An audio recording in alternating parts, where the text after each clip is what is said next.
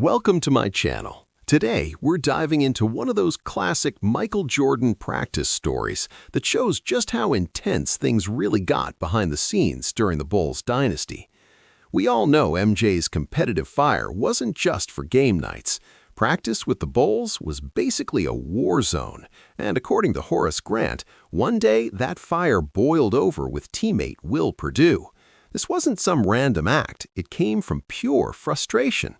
Grant explained that Perdue kept setting illegal screens in practice over and over, and if you know Phil Jackson's style, you already know what that means. Phil would stop everything and say, "Run it again." So the play restarts. Another illegal pick. Run it again.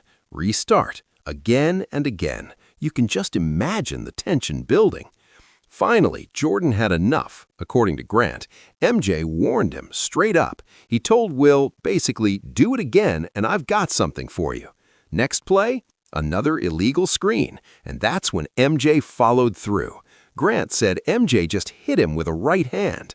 The wild part is how the team remembers it, not like some toxic meltdown, but like part of the culture that made them great. Grant even joked about seeing Perdue the next day with a black eye, looking like Petey the dog from the Little Rascals. But he also made it clear, Will Perdue was tough. This wasn't a soft player getting bullied. This was a big man who battled guys like Bill Laimbeer and those physical Detroit teams.